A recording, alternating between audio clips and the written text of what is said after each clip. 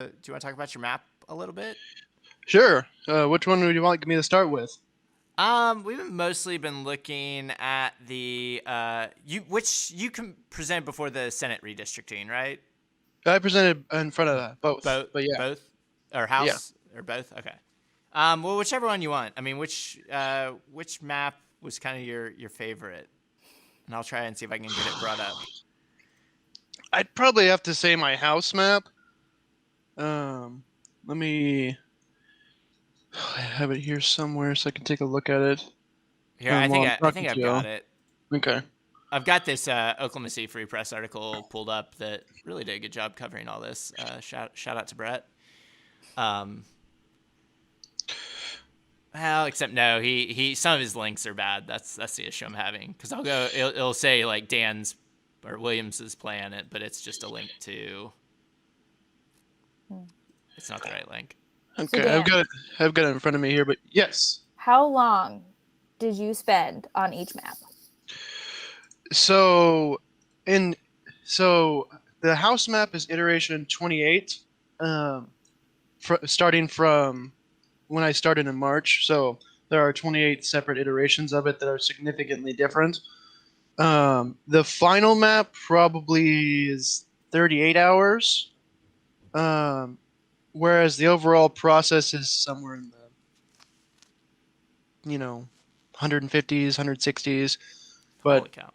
I've redrawn the state of Oklahoma probably over 100 times at this point for each chamber. Whew. So, you go to bed, have dreams about precincts. Whew. So what? I mean, this is off topic, but no, it's not. But like, what motivates you to spend this time doing this besides just like wanting to make Oklahoma better? So I'm a third generation Oklahoman, right? Mm-hmm. My family's been here for a long time, and through my youth and um, I've had a lot of experiences going around the state. I'm now happy to announce that I've been to all 77 counties as of a week ago, Ooh. actually. So, but I got to experience a lot of different parts of the state and really get to know Oklahoma. And one of my favorite things to do is a bit off topic, is when I hear a news story or hear about something, I always look for the Oklahoma connection, right? Mm-hmm. I was listening to a video once about one of my favorite sci-fi properties, Stargate, and found out that the original Stargate movie was based off of a script written by a Shawnee teacher. Hmm. Um, but in the national discourse, Oklahoma is made fun of a lot. Oklahoma is put down, and when in reality, Oklahoma has a lot of good things here. We have a lot of great people that are from Oklahoma, but also a rich history unlike anywhere else in the United States.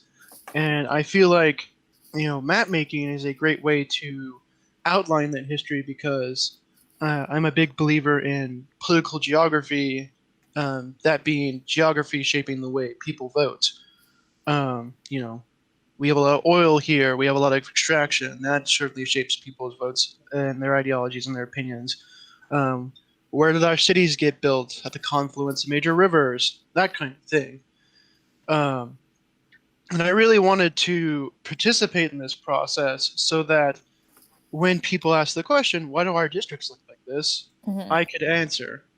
I don't want it to be like, well, I've drawn all the districts, blah blah blah blah, but like to actually know, like, well, these are the conversations that were had, these are the things that Mm-hmm. were considered, and this is why the districts shake out like that. Because right now, you can't really ask those questions. Um, and it's not necessarily because of a lack of transparency or anything, though certainly, they could do more stuff in the public. It's more so there's a lot of people who just don't really care at the governmental level. They're like, we did this thing 10 years ago. Mm-hmm. Who knows, right? And I want to be, the resource for people. Like, this is why this area is shaped like this. Yeah. Um, it wasn't just drawn by happenstance. So I know we're all in the middle of this process and it won't be done for quite some months, but even just now, next 10 years, are you going to do this again? Or are you like it's not worth it? Like Oh, where are you thinking? Like, is this a project that you take on again, or are you seeing some of like the behind the scenes stuff that you're like, oh, I don't really like how this is run? What you thinking? well, so I used to work at the State House in Mhm. redistricting, actually. Oh, So, and I worked for the very people I submitted my map to. Unfortunately, I was let go because we had to shrink the office due to the census delay. hmm. But, I told them that uh, I'd be back in 10 years applying for a position, and this is something I think will stick with me for a while.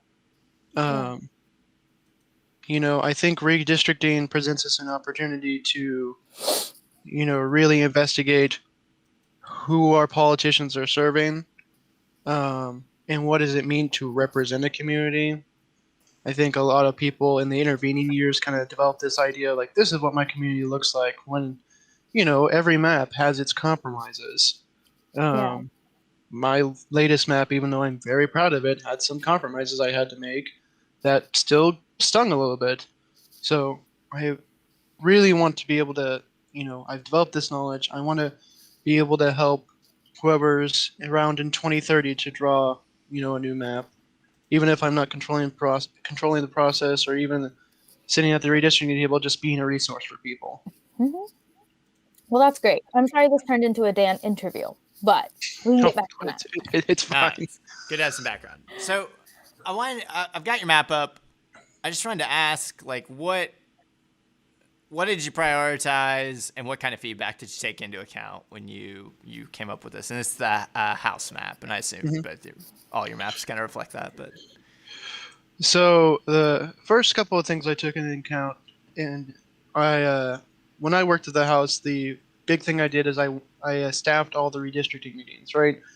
Um, but a big part of that was note taking and writing down like this community wants this, these people said this, and they would have the meetings. They'd say stuff on camera, and then they would stay around for like an hour or so, having conversations with their representatives, talking like that, and it wasn't necessarily like, oh, they want this to be off camera. It's just they thought of stuff they didn't think of whether when the cameras were rolling. So I made notes of that, and I made sure to have that in a separate window while I was drawing. So Hmm. things like Hughes County not being split, uh, or McIntosh County not being split, or McAllister being split. That was really surprising for me. The first few iterations of the house map I drew, McAllister was in Pittsburgh County-based district. But when we went to McAllister, the mayor, many of the townspeople were like, "We want to be split between two representatives."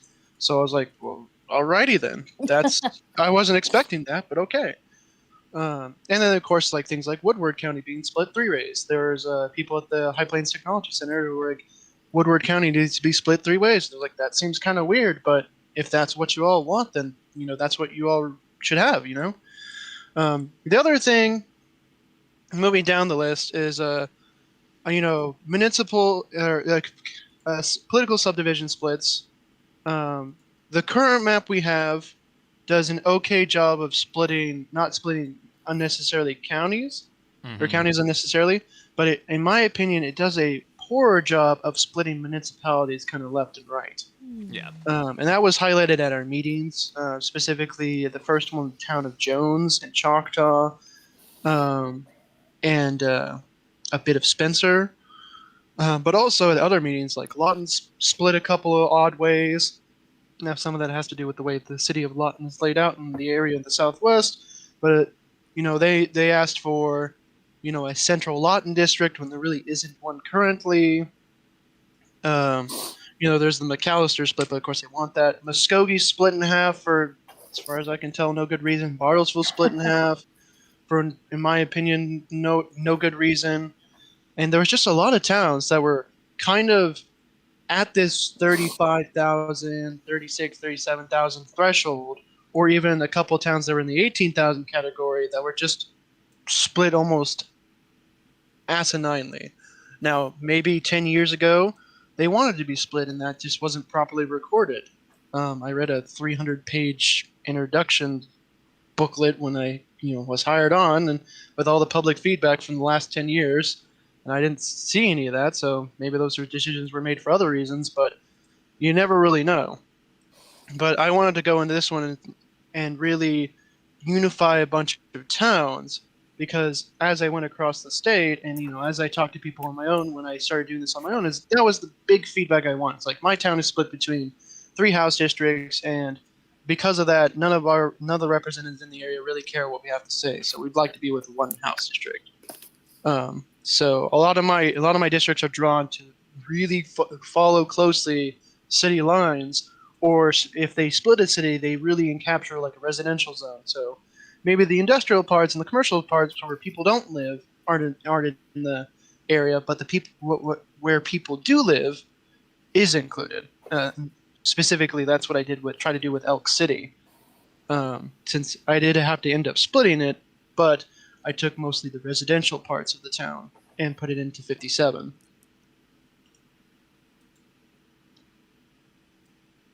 Okay, so let me pull out to that. So wait, which district was that? 57? Yeah, that's out in western Oklahoma.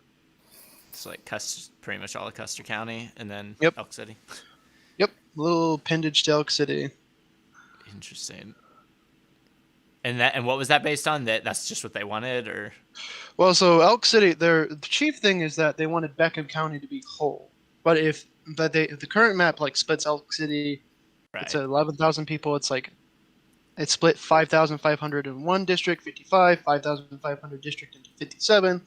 So I tried to put a majority of the city into one district so that they have more of a controlling interest, and their representation isn't as dispersed. Gotcha. So other parts of this map. So you didn't draw any of the legislators out of their districts. Did you get some pushback on that? So not on the house map, funny enough. There was a couple of public comments that I got on my Facebook page regarding me drawing for incumbents there. For the house map, there are some districts that do become a little oddly shaped just based on where people live. Because some of these legislators live with, like you go into Oklahoma City, you go downtown Oklahoma City, downtown Tulsa, they all live within a square mile of each other, so it gets a little dodgy. But I can think of there's only one really weird boundary on this map because of where somebody lives, that I would like to really change. But the reason I focused on that is because I knew that's something the legislator wanted. Right. And that's something we were instructed to consider when I worked at the house, and that's kind of how the process works over there. And I understand it. I understand where they're coming from, in that people have built up a long-term relationship with their legislator. They don't want to suddenly be whiplashed into a different district, even though that's still going to happen regardless. Especially if some districts straight up move, like they're thinking about. But I wanted to do that also because I realized the map I propose, I get one shot of this. And I realized going into this that my map is, the best thing that my map could be is that they look at it and they say, "Good job," right? The worst possible outcome is that they say, "Cool, thanks for coming," and then they metaphorically crumple my map up and throw it into the wastebasket. Right. I was fully prepared for that outcome. But I wanted to at least throw them a bone to be like, hey, I understand this is a political process at the root of it, as much as it is a geographical one. So I will draw regarding incumbents, and hopefully that gives me a fair hearing. And they seem to really like that. And a lot of legislators come up to me and say, that was a really smart thing to do. I like the way you did this, yada, yada, yada. So, it got some positive reception. I don't expect my map to be adopted or anything, even though that'd be very nice. I certainly think a lot of it. But, at least they weren't asleep during the presentation. So one thing I was doing, just messing around, was I pulled up Mark Lawson's map. Did you get a chance to look at his? I did. I have all the maps that other people submitted as custom overlays for mine, so I can turn that on real quick here.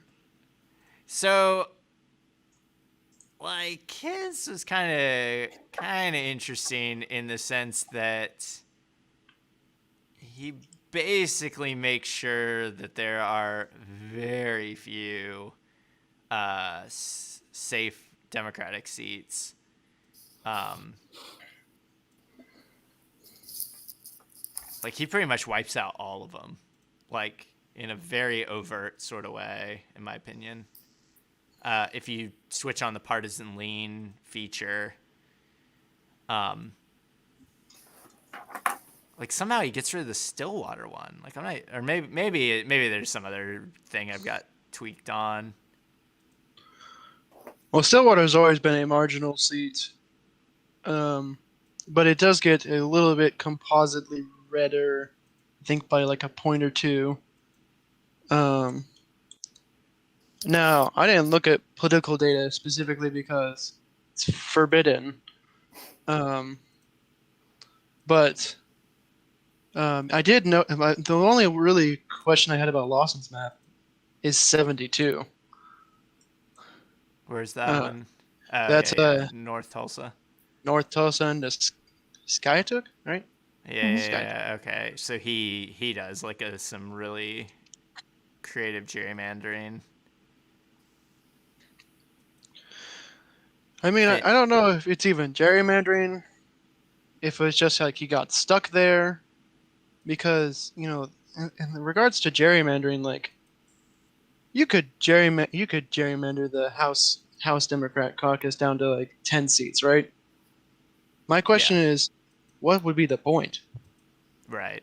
The House Republican caucus is already, in their own words, very unwieldy. Yeah, They will always have the votes to pass what they want. They will always have the votes to override the rules. They will always have the votes to do anything. At this point, it's just adding sugar on an already very sweet deal for them. right. And I don't think they want any cavities. Yeah.